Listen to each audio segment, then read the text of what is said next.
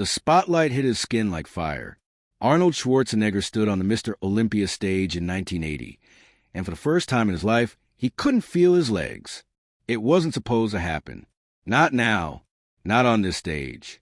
Backstage, 30 minutes earlier, Arnold had been confident, undefeated, 7-time champion. His body was a sculpture, striated muscles, perfect symmetry, vascularity that looked impossible. He had trained for this moment for 18 months. Every rep, every meal, every sacrifice. This was supposed to be his coronation, his 8th title, his legacy. But when he was getting his tan applied, something shifted. "Arnold, you okay?" his trainer asked. Arnold was sitting in the chair, and his vision blurred for just a second, a flutter in his chest.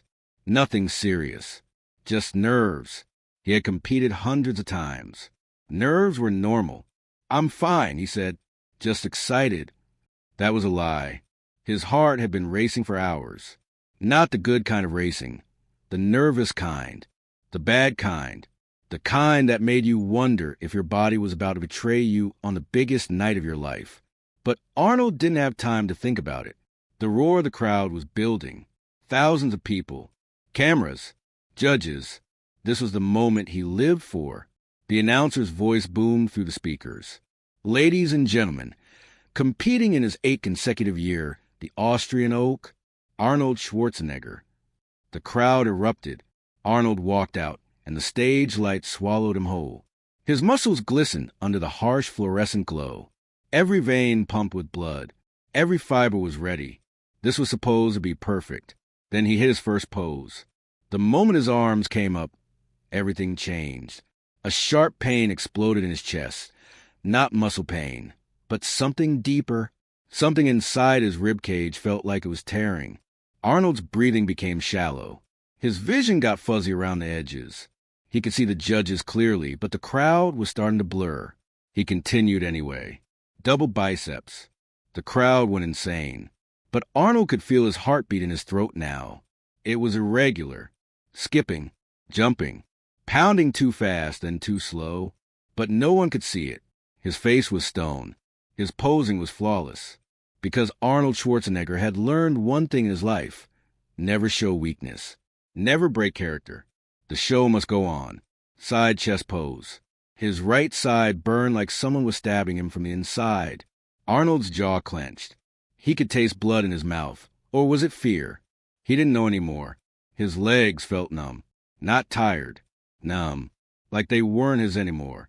The judges were making notes. The photographers were snapping. The crowd was chanting his name. "ARNWLD, ARNWLD, ARNWLD." But inside, Arnold was dying. Not metaphorically. Actually dying. He could feel it. His oxygen was running out. His heart was screaming. Something was very, very wrong. Lats spread. Arnold pulled his arms back, and his chest muscles flared. At that exact moment, a sudden dizziness hit him so hard that the entire stage tilted. The light spun. The crowd became a blur of faces and noise. For a fraction of a second, Arnold thought this was it. He was going to collapse in front of 20,000 people. He planted his feet harder, dug deeper, refused to fall. The pain in his chest was now unbearable. It radiated down his left arm. His hand started tingling. Pins and needles. Then numbness. Arnold's mind flashed to one thought. Heart attack. This is a heart attack. You're having a heart attack on stage. But he kept posing. Most muscular. Abs and thighs. Back double biceps. Each pose was agony. Each breath felt like swallowing broken glass. His vision was tunneling now. The edges of the stage were getting darker and darker. But Arnold had trained his mind as hard as he trained his body. He compartmentalized. He focused. He refused to give in. Then the real shock hit. As he held his back double biceps pose, the pose that required maximum tension, maximum blood pressure, maximum everything, Arnold felt something pop inside his chest. Not a sharp pain, a sensation, like something had given way. His entire left side went numb for a split second, and a wave of nausea swept through him. Arnold stumbled, just slightly, just enough that his posing partners noticed, just enough that a few sharp-eyed people in the front row saw him falter. He caught himself. He repositioned. He completed the pose. The crowd didn't see anything unusual. They were still cheering.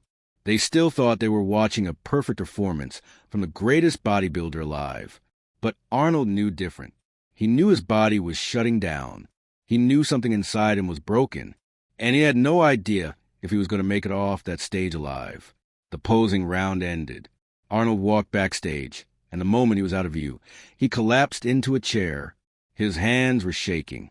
His heart was pounding so hard he thought it would explode out his chest. Sweat was pouring down his face, not the tan sweat, but genuine fear sweat. "Water," he gasped. "Give me water." His trainer rushed over. "Arnold, what happened? Are you okay?" "I'm fine," Arnold lied. But he wasn't fine. His left arm was still tingling. His chest was still in pain. His breathing was still shallow. "Just give me a few minutes." But they didn't have a few minutes. The final round was coming. The judges would be announcing the winner soon. Arnold needed to go back out there for the posing finale. He needed to stand there while they decided if he was champion again or if this was his last ride. Arnold's trainer looked at him closely. "You look like you're about to die." "I might be," Arnold said quietly. And he meant it. But here's the thing about Arnold Schwarzenegger. He didn't become a 7-time champion by listening to his body. He became a champion by ignoring it, by pushing past pain, by refusing to accept limits. And so, when they called him back to the stage of the final lineup, Arnold stood up. He steadied himself. He walked back into the spotlight. His legs were still numb. His chest was still screaming.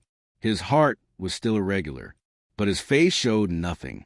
He posed one last time while the judges deliberated. 45 seconds that felt like 45 hours. Then the announcement came. The 1980 Mr. Olympia champion is Arnold Schwarzenegger. The crowd exploded. Confetti fell. Arnold raised his arms in victory. And his chest felt like it was splitting open. He smiled. He waved. He accepted his trophy. And then, the moment the cameras turned away, Arnold Schwarzenegger quietly walked backstage and collapsed. This is where it gets terrifying. The paramedics found him on the floor, barely conscious. His heart was in arrhythmia, beating at 180 beats per minute, then dropping to 40. His blood pressure was dangerously high. His left arm was completely numb. All the signs of a massive cardiac event. "We need to get him to hospital," one paramedic said urgently. "Now." But Arnold refused. He refused the ambulance. He refused the hospital. He just sat there on that cold backstage floor, breathing heavily, and told them he needed time. "You could have had a heart attack," the paramedic said. "You could have died up there." "I know," Arnold said quietly. "But I didn't. And I'm not going to any hospital. Not tonight. Not when I just won." The paramedics were shocked. But they couldn't force him. So they took his vitals, warned him about the dangers, and left. Arnold sat there alone for another hour, just breathing, just trying to understand what had almost happened to him. The tests came back the next day. And here's what they found. Arnold had a partially blocked artery, not severe enough to require immediate surgery, but severe enough that any extreme physical exertion could trigger a cardiac event. The doctors told him that what happened on stage was a warning, a sign that his body was reaching its limit.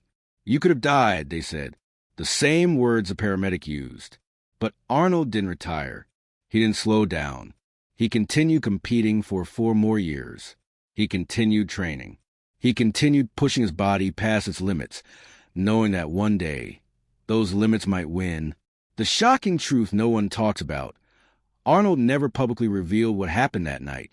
Not in interviews, not in documentaries, not in his autobiography. The world never knew that the great Arnold Schwarzenegger, the invincible machine, almost died on that Mr. Olympia stage in 1980. For decades, people assumed his body was perfect, that he was immune to weakness, that he was, in some way, superhuman. But the reality was darker. The reality was that Arnold had pushed his body so hard, so relentlessly, that it nearly killed him. And he chose to keep quiet about it, because admitting it meant admitting vulnerability. And vulnerability was the one thing a champion could never afford. Years later, when Arnold was asked about his most difficult moment in bodybuilding, he gave a vague answer about injuries and recovery, but he never mentioned that night. He never mentioned the moment when his body betrayed him. He never mentioned the paramedics or the blocked artery or the fear that gripped him when he couldn't feel his legs. Because that's what Arnold learned that night. Sometimes the price of greatness isn't measured in sweat or sacrifice. Sometimes it's measured in the moments when your body is screaming at you to stop and you don't listen. But here's what nobody expected to happen next. 3 years after that incident, Arnold received a letter from a cardiologist. The doctor had been in the audience that night at Mr. Olympia. He had watched Arnold compete, and he had seen him stumble, just slightly. But he had recognized it for what it was, a sign of cardiac distress. The doctor had been monitoring Arnold from afar ever since, reading about his competitions, his training methods, his extreme diets. Arnold, the letter read, "I was there that night in 1980. I know what happened to you, and I need you to know something. You survived by luck, not by strength. Your body gave you a warning and you ignored it. The next cardiac event might not give you a second chance." Arnold never responded to the letter, but he kept it. And decades later, when he finally had heart surgery, multiple surgeries, actually, he thought about that doctor. He thought about that night on stage. He thought about the moment when his greatest strength almost became his death. The ultimate twist. Arnold's legacy wasn't just built on what he achieved. It was built on what his body endured despite the warnings. Every title he won after 1980 was a victory against his own failing health. Every year he continued competing was a dare against his own mortality. The world remembers Arnold Schwarzenegger as the man who transcended bodybuilding, the man who became an actor, a governor, a legend. But what they don't remember is the night his body told him to stop and he didn't listen.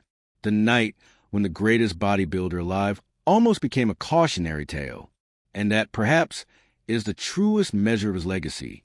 Not that he was invincible, but that he was human enough to be vulnerable, yet stubborn enough to refuse to break. Until one day, his body forced him to.